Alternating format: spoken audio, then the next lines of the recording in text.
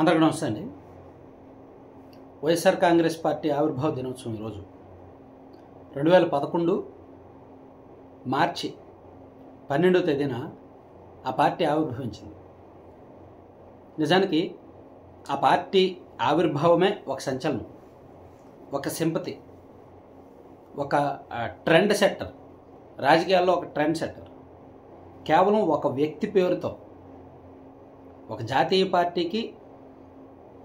పార్టీలో అనేక సంవత్సరాల పాటు ఎమ్మెల్యేగా పీసీసీ అధ్యక్షుడిగా ఉంటూ ఆ తర్వాత 5.5 ఏళ్ల పాటు ముఖ్యమంత్రిగా పనిచేసిన ఒక వ్యక్తి ఆకస్మికంగా చనిపోవడంతో అతని సింపతి, అతని పట్ల ఆ చనిపోయిన యొక్క సింపతి కొంత వస్తుంది కదా, దాన్ని మార్కెట్ చేసుకోవడానికి, దాన్ని పాలిటిక్స్లో వాడుకోవడానికి సీఎం కుర్చీ, వాళ్ళ కొడుక్కి సీఎం కుర్చీ ఇవ్వలేదు కాబట్టి అతను ఆ పార్టీ మీద ఫైట్ చేసి రాష్ట్రంలో ఒక రాజకీయ పార్టీ పెట్టాడు. సో ఇది మొత్తం దీని బ్యాక్గ్రౌండ్ ఎంత మనం చెప్పుకున్నా సింపతి తప్ప ఇంకేమీ లేదు, సానుభూతి తప్ప ఇంకేమీ లేదు. అది అలాగే వర్కౌట్ అయింది. ఆ పార్టీ పెట్టిన కొత్తలో 2011 మార్చి 12వ తేదీన ఆ పార్టీ ఆవిర్భావం, అసలు జగన్మోహన్ రెడ్డి గారు పార్టీ పెట్టక ముందు ఆ ఓదార్పు యాత్ర చేస్తున్నప్పుడే విపరీతమైన ఎమోషన్స్, సింపతీలు, డ్రామాటిక్ సిచ్యుయేషన్స్, సినిమాటిక్ సిచ్యుయేషన్స్ కనిపించాయి మనకి ఆ ఓదార్పు యాత్రలో కూడా. అవే పార్టీ పెట్టిన తర్వాత కూడా కనిపించాయి. అవి 2019లో ఆయన అధికారంలోకి వచ్చే వరకు అవన్నీ చోట్ల ఎక్కడ మిస్ అవ్వకుండా ఆ ఫ్లో కనిపించింది. సో అందుకే ఆ పార్టీ అంచెలంచెలుగా చాలా బాగా ఎదిగింది. ఆ పార్టీ ఆవిర్భావం తర్వాత 2012లో 18 చోట్ల ఉప ఎన్నికలు జరిగితే అందులో 15 వైసీపీ గెలిచింది. అప్పుడు కాంగ్రెస్ పార్టీ అధికారంలో ఉంది, తెలుగుదేశం పార్టీ బలంగా ఉంది. కానీ వైఎస్ఆర్ కాంగ్రెస్ పార్టీ 18 చోట్ల ఉప ఎన్నికలకు వెళ్ళి 15 గెలవడం అంటే మామూలు విషయం కాదు. తెలంగాణలో విపరీతమైన తెలంగాణ సెంటిమెంటు, తెలంగాణ ప్రాంత ప్రభావము, తెలంగాణ ఉద్యమం జరుగుతున్నప్పుడు కూడా పరకాల నియోజకవర్గంలో ఆమె కొండా సురేఖ గారు చాలా తక్కువ మెజార్టీతో ఓడిపోయారు. సో అట్లా నిజంగా ఆ పార్టీ అందుకే ట్రెండ్ సెట్. అయితే 2014 వచ్చేసరికి రాష్ట్ర విభజన జరగడం, ప్లస్ చంద్రబాబు నాయుడు గారు ఇచ్చిన హామీలు పనిచేయడం, ఎక్స్పీరియన్స్ కావాలని ఓటర్లు భావించడం, జగన్మోహన్ రెడ్డి గారు వ్యూహాత్మక తప్పిదాలు ఇవన్నీ జరగడం వలన 2014లో ఆ పార్టీ అధికారంలోకి రాలేకపోయింది. కానీ 15 సీట్లని 62 సీట్లకు తీసుకెళ్ళడం మామూలు విషయం కాదు. ఆ 2019 వచ్చేసరికి ఈ 62 సీట్లు కాస్త 151 సీట్లు అయ్యాయి. ఇది కూడా మామూలు విషయం కాదు. చూడండి, ఆ పార్టీ ఫస్ట్ జగన్మోహన్ రెడ్డి గారు ఒక ఎంపీ అండి 2009 నాటికి, వాళ్ళ ఫాదర్ చనిపోయినాటికి. ఆ తర్వాత ఆయన ఎంపీగా రికార్డు మెజార్టీతో గెలిచారు, అండ్ విజయమ్మ గారు రికార్డు మెజార్టీతో ఎమ్మెల్యేగా గెలిచారు. ఆ తర్వాత 15 మంది ఎమ్మెల్యేలు అయ్యారు, ఆ తర్వాత 62 మంది అయ్యారు, ఆ తర్వాత 151 మంది అయ్యారు. ఆ 151 మంది అయిన తర్వాత నుంచి పార్టీ పతనం మొదలైంది. ఆ పార్టీ పెట్టిన కొత్తలో ఆ పార్టీ అంటే గ్రామాల్లో ప్రతి 100 మంది కార్యకర్తలు, ఆ పార్టీకి ఒక 100 మంది కార్యకర్తలు గ్రామాల్లో ఉంటే ఆ 100 మంది కూడా ఇది నా పార్టీ, ఈయన నా మనిషి, ఈయన నా కుటుంబ సభ్యుడు, ఈయన మా ఇంటి అన్నయ్య, ఈయన మా ఇంటి పెద్ద కొడుకు అనేటట్టు భావించారు. చాలా ఎమోషన్గా భావించారు. ఎప్పుడైతే 2019లో అధికారంలోకి వచ్చిందో పార్టీ కంప్లీట్ కమర్షియల్గా మారిపోయింది, కంప్లీట్ కరప్షన్గా మారిపోయింది. కంప్లీట్గా వాళ్ళు బిఫోర్ ఎలక్షన్ ఒకలాగా, అధికారంలోకి వచ్చిన తర్వాత మరొకలాగా, అంటే ఏరు దాటాక తెప్ప తగలడం అనేటట్టు ఆ అధికారంలోకి వచ్చిన తర్వాత జగన్మోహన్ రెడ్డి గారు అధికారాన్ని నిలబెట్టుకోవడంలో పూర్తిగా ఫెయిల్ అయ్యారు.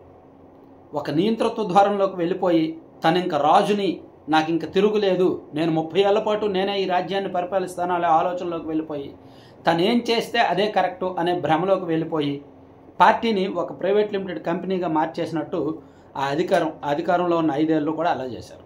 సో ఆ పర్యవసానాల ఫలితంగా ఆ పరిణామ క్రమంలో 2024 ఎన్నికల్లో చాలా దారుణంగా 11 సీట్లకు పడిపోయారు.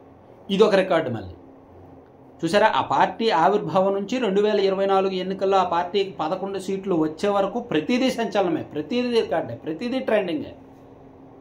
సో మరి ఇప్పుడు 11 సీట్లు ఉన్నాయి ఆ పార్టీకి. ఈ 11తో పైన ఎలా ఉంటుంది? అయితే నేను నా పర్సనల్ ఒపీనియన్ చెప్పాలి అంటే మాత్రం క్వశ్చన్ మార్క్, ఒక పెద్ద క్వశ్చన్ మార్క్. ఖచ్చితంగా సీట్లు పెరగవచ్చు కాక, భవిష్యత్తులో సీట్లు పెరిగే అవకాశం ఉంది కాక, లేదు ఇంకా కర్మకాలే, ఇంకా వాళ్ళు ఇదే రియాలిటీ షో పాలిటిక్స్ చేసి ఇంకా ఇదే చెత్త తరహా రాజకీయ విధానాలు అవలంబిస్తే తగ్గిపోతాయి.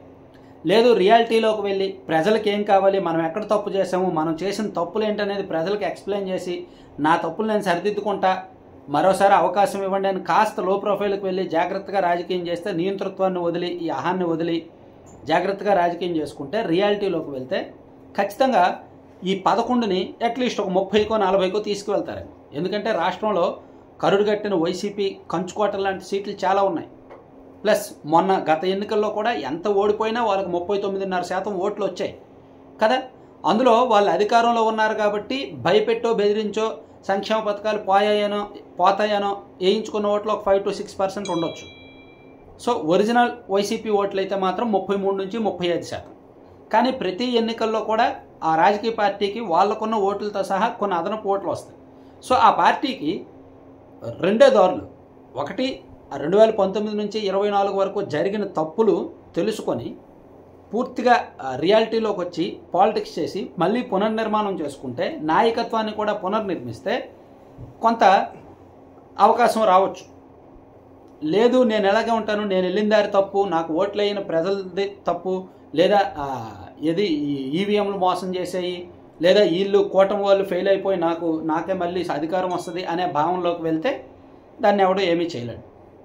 సో ఇక వైసీపీ భవిష్యత్తు ఏమిటి అంటే ఖచ్చితంగా క్వశ్చన్ మార్క్. ఖచ్చితంగా అందుకే భవిష్యత్తు బెంగ అని పెట్టింది. అందుకే భవిష్యత్తు మీద ఎవరికీ క్లారిటీ లేదు. ఆ పార్టీలో ఉన్న సీనియర్ నాయకుడిని మనం ఉన్న పలంగా ఒక 10 ప్రశ్నలు అడిగి అన్ని గతంలో సంబంధించిన ప్రశ్నలు ఏమడిగినా చెప్తారు, భవిష్యత్తుకు సంబంధించిన ప్రశ్నలు ఏమడిగినా వాళ్ళు సమాధానం చెప్పలేరు, తడబడతారు. ఎందుకంటే వాళ్ళకు కూడా తెలియదు, వాళ్ళ మైండ్ కూడా బ్లాంక్. ఆ పార్టీ ఏంటంటే బహుశా చాలా దగ్గరగా మనం అబ్జర్వ్ చేస్తే వేరే పార్టీల్లో లేని కల్చర్ ఆ పార్టీలో ఉంటుంది. ఏ పార్టీలో అయినా సరే, అంటే అక్కడ జగన్మోహన్ రెడ్డి గారికి ఏది మైండ్లోకి వస్తే అదే అమలు అవుతుంది. ఆయన ఏదనుకుంటే అదే చట్టం చేశారు అధికారంలో ఉన్నప్పుడు. సో ఇప్పుడు కూడా పార్టీ నిర్మాణంలో కూడా ఇప్పుడు ఒకప్పుడు ఉమ్మారెడ్డి వెంకటేశ్వర్లు గారు, లేదంటే మేకపాటి రాజమోహన్ రెడ్డి గారు, లేదా ధర్మాన ప్రసాదరావు గారు, బొత్స సత్యనారాయణ గారు, ఇట్లా సీనియర్లు ఉండేవాళ్ళు. వీళ్ళందరితో కలిపి ఏమైనా నిర్ణయం తీసుకోవాలనుకున్నప్పుడు ఆయన మాట్లాడేవాళ్ళు, చర్చించేవాళ్ళు. కానీ మీరు అబ్జర్వ్ చేయండి, ఇప్పుడు మేకపాటి రాజమోహన్ రెడ్డి గారు అసలు కనీసం జగన్మోహన్ రెడ్డి గారిని కలుస్తున్నారా? వైసీపీ ఆవిర్భావం నుంచి ఆయన కూడా ఉప ఎన్నికలకు వెళ్ళిన వ్యక్తి, నెల్లూరు ఎంపీగా. ఇప్పుడు అసలు కలుస్తున్నారు వాళ్ళు? లేదు. ఉమ్మారెడ్డి వెంకటేశ్వర గారు ఒకప్పుడు ఎంత యాక్టివ్గా ఉన్నారు, ఇప్పుడు అసలు యాక్టివ్గా ఉన్నారు? వాళ్ళ అల్లుడు మేనల్లుడు ఆయన కూడా పార్టీ మారిపోయాడు కదా, కిలారు వెంకటరామయ్య గారు. అలాగే బొత్స గారికి తప్పదు కాబట్టి ఇంకా జగన్మోహన్ రెడ్డి గారు చెప్పినట్టు అలా యాక్ట్ చేస్తున్నారు అంతే. ధర్మాన గారు సైలెంట్ అయిపోయారు. ఇలా ఆ పార్టీలో మొదటి నుంచి ఆవిర్భావం నుంచి ఉన్న సీనియర్ నాయకుల్లో దాదాపుగా 90% సైడ్ అయిపోయారు. ఆ పార్టీ ఆవిర్భావం నుంచి మొదటి నుంచి జెండా పట్టుకొని మోసిన కార్యకర్తల్లో 70% మంది సైలెంట్ అయిపోయారు గ్రౌండ్ లెవెల్లో. ఒకప్పుడు జగన్మోహన్ రెడ్డి గారు అంటే ఒక ఎమోషన్.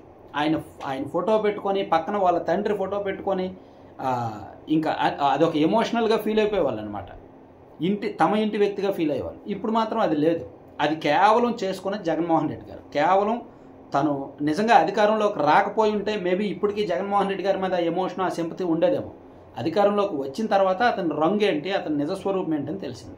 సో ఇప్పుడు ఆ నిజస్వరూపం తనను తాను తెలుసుకొని మార్చుకుంటే అవకాశం ఉంటుంది. లేదు మార్చుకోకపోతే మాత్రం శాశ్వతంగా మరో బీఎస్పీ పార్టీ అయినా ఆశ్చర్యపోకల. అంటే ఆప్షన్ మాత్రం. ఇప్పుడు బీఎస్పీ పార్టీ చూడండి, అధికారంలోకి వచ్చారు, ఆ తర్వాత 20 సీట్లకు పడిపోయారు, ఆ తర్వాత 8 సీట్లకు పడిపోయారు, ఆ తర్వాత 1 సీటు.